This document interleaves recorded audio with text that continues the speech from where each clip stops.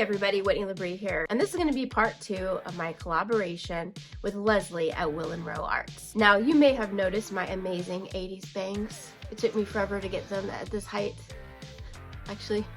And that is because today we're going to do a totally 80s themed project. So I definitely was not a teenager in the 80s, but I certainly looked up to all my friends, older brothers and sisters.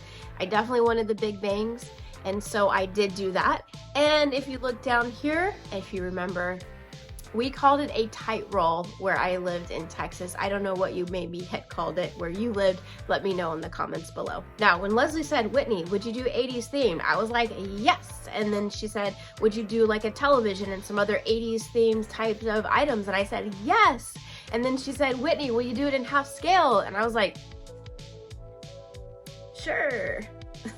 Because I've never done half scale. So this was definitely a challenge for me, a good challenge, because it pushed me to do some projects or do a scale that I would typically do, because I tend to stay in my comfort zone, which is a 12 scale. It turned out pretty good for my very first time doing a half scale. I think Lesley really loves it too, and so here it is. Alright, so obviously I'm a little nervous about doing half inch because I've never done half inch scale before. I decided that I thought it would be a good idea, at least if I drew out a 3-inch tall person, to give me at least a starting point as far as height goes. Now, I want to go back in time a little bit and take a look at some 80s television gaming setups, because I want to do that for Lesley. I want to do a stand with a TV and maybe some gaming stuff. And so I kind of browsed Pinterest and I came up with these great photos. This kind of is what I remember. I was pretty young in the 80s, but I do remember like my friends, older brothers having setups kind of like this. So I thought I would go ahead and build a TV stand and a TV. And I went down to the Dollhouse shop to get me started, and I did find this half-inch scale bookcase kit. And I figured what I could do with it is modify it and turn half of it into the stand,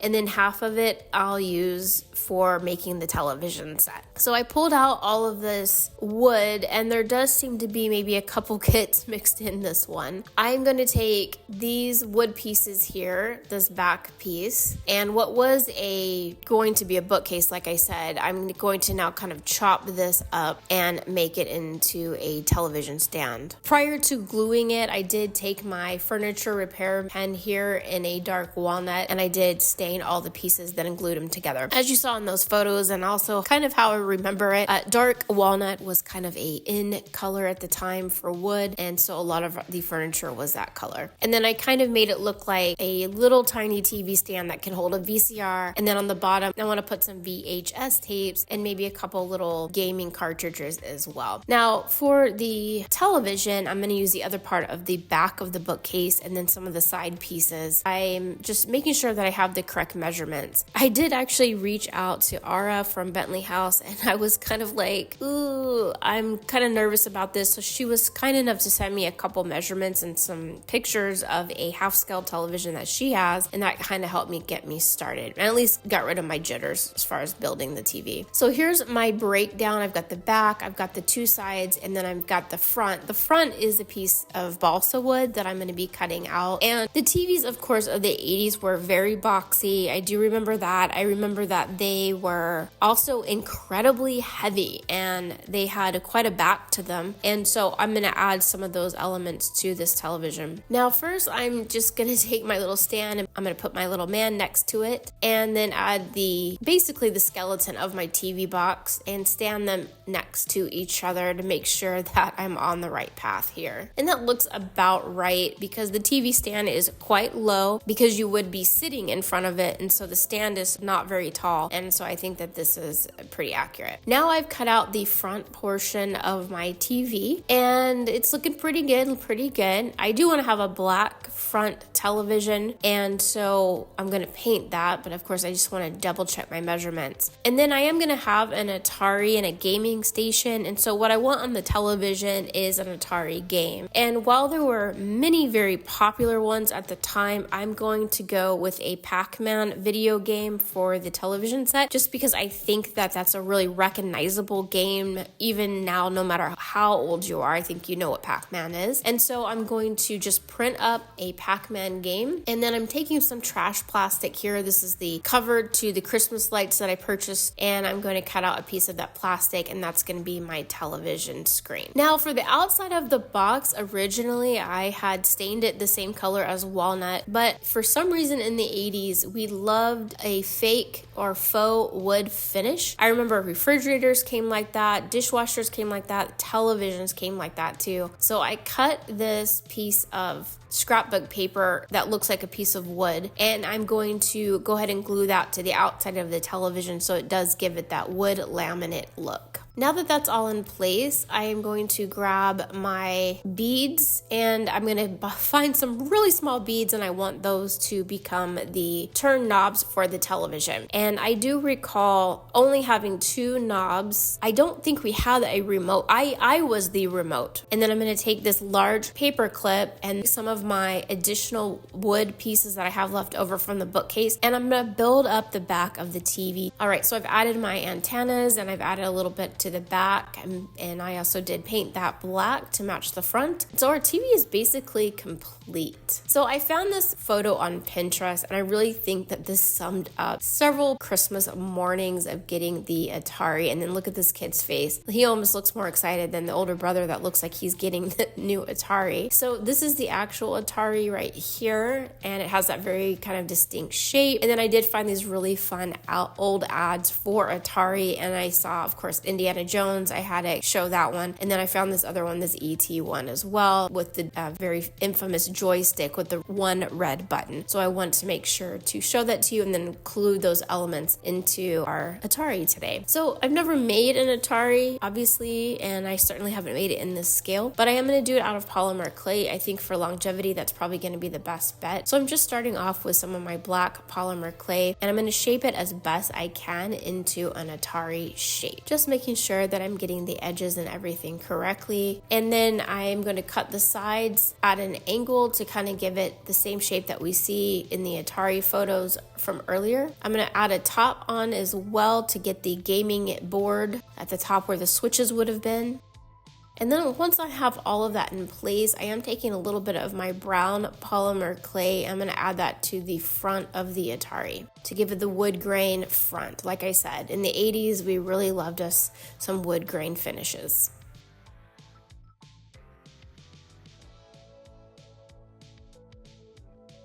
For the joysticks, I'm also just basically cutting out 2 small black squares. Then I'm going to be adding some staples to the front of the Atari to act as the switches, and I'm also going to put one in each joystick, and then eventually I'll paint those black so that they will look like the joysticks that we see attached to the Atari. So I'm just leaving those staples kind of hanging out there. After I bake them, I will cut them down. They're a little bit easier to manage like this. Now I did make more than one Atari. My first one, I wasn't completely certain of, so I did make 2, and then I'm just going to have Lesley choose whichever one that she wants, and I'll also make another set of joysticks as well, and that's what they look like thus far. I'm going to add some string to them in a little while, and I'll show you that once they cool down. And I also will be painting on a little red dot to act as the small red button that we see on the joystick. So moving on to the other pieces that I want to include on the TV stand, I want to include a VCR. Now this is a JVC. This is actually a top-loading VCR, and this technically would not work for the space that I have, but I do want to use this VCR, and the reason I want to use this one is because I really love those colorful buttons in the front, and I think that will actually be a little bit more fun on the TV stand. Then I'm going to make a few of these gaming cartridges. I want to have a few kind of on the floor, and then I want to have a couple on the TV stand as well, and then I am going to print up and make some VHS tapes also, so the TV stand will look nice and filled, but I do want to leave a little bit of space in case Lesley wants to add a few other things. So here are my printouts. This is just printed on regular paper. I initially printed it on shinier paper so that they would really pop, but the issue was the thickness. I couldn't find shiny, thinner paper in order to use it in the way that I need to. And what I'm going to do is I just used my polymer clay and I baked out some shapes that I wanted to wrap these pieces of paper in. And then you can see here after they are baked, I cut out my paper and placed them on each item. I have a whole bunch of little Atari cartridges. I have my VHS player, my JVC. I've got my little videos right there. And then I also created a Rubik's Cube, which I'll highlight here in a little while. Okay, now I have glued all of my little goodies in place. I just have my VCR there, some VHS tapes, and then of course I added a little gaming cartridges to the bottom also. All right, let me go ahead and add my TV to the stand. And then I want to add that little tiny Rubik's Cube that I made to the very top of the TV, like a kid just set it there. And there you go. Our little TV stand is all ready to go. And then I'm going to just make sure it seems like it's still the right scale of my 3-inch guy over here. Now, I also wanted to do a little bean bag, and you know, just like half scale, I also don't know how to sew. So I did find a YouTube video on making a small bean bag over on my Froggy stuff, and she shows how to make a small bean bag for a couple different scales. So basically I just copied what she did as best as I could, and I start by folding a piece of paper, and then I take my little 3-inch doll here, my paper doll. I lay it down, and then based on that, I cut out a football shape.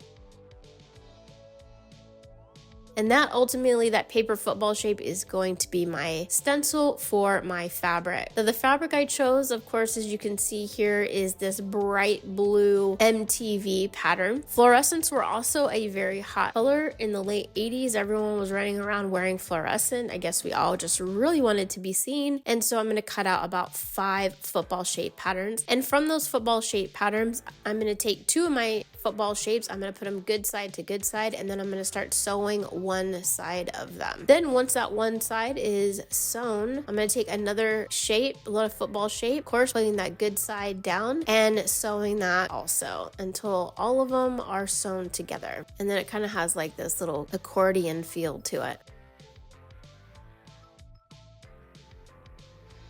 And once that's completed and I have one side open, I'm going to go ahead and sew about 1/3 of the way down on each side. And then I'm going to take my beanbag fill here that I purchased at an estate sale. I know that's no surprise to you. And I'm going to go ahead and fill up my little beanbag. And then once the beans are in there, I'm going to go ahead and sew it up all the way. And then what I want to do is, because this is such a small little bean bag, I'm going to take my fabric stiffener and I kind of want to manipulate the shape of it. So I'm just going to spray a whole bunch of that on there. I played with it a little bit and then I got it to a shape that I liked. So it kind of always looked like someone had just got up from it. And then I took this metal bowl that I have and I placed it right in the center of it, so then that way as it dried it would dry in the shape that I wanted. And then there you go, we've got our little bean bag. All right, so now I've taken some black thread and I've glued a part of it to the back of my Atari and then glued both of the joysticks down so that they would be attached to the Atari. I asked my husband what he remembered about it, and he said that the Atari, you could get about 5 feet from it, but you couldn't really get very far, hence the reason why most people sat really close to the television or on the floor when they were playing the games. And I'm going to put my little paper guy in the bean bag just to make sure that it is all the right scale. And then I'm going to add some of the other Atari cartridges, little game cartridges around on the floor. And okay, I'm really feeling this. I was a little worried. So now I feel like we need some sort of food element in this little tiny scene, and I'm sure that Leslie's going to add a ton more stuff to it. But I thought what we would do is go ahead and make a TV dinner.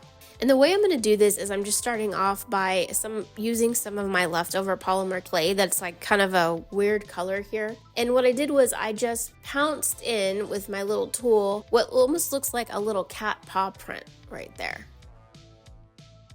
And then I'm kind of holding it up to his hand just to make sure that it's about the right scale. And then I'm going to cut that down to this little rectangle. You can see how small it is. And then I'm going to use my little metallic paint. I'm going to use a little of that, paint it up, and then basically we have our little TV tray. For the food, you know, I'm trying to do the old school Swanson Salisbury steak kind of meal, and most of those had 2 vegetables, a center dessert, and then the protein. And if you remember, when you would microwave these, most of the time they would not microwave even at all. Your mashed potatoes would be frozen still.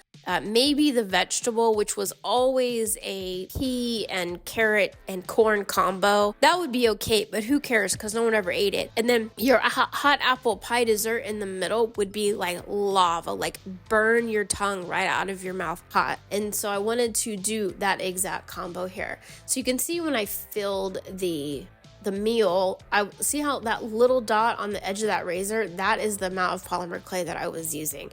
So I pre-made the tray, right? I baked it and painted it, and now I'm filling it with food, and I'm gonna go ahead and bake that. And then for the pea and carrot and corn combo, I'm using these 3 colors.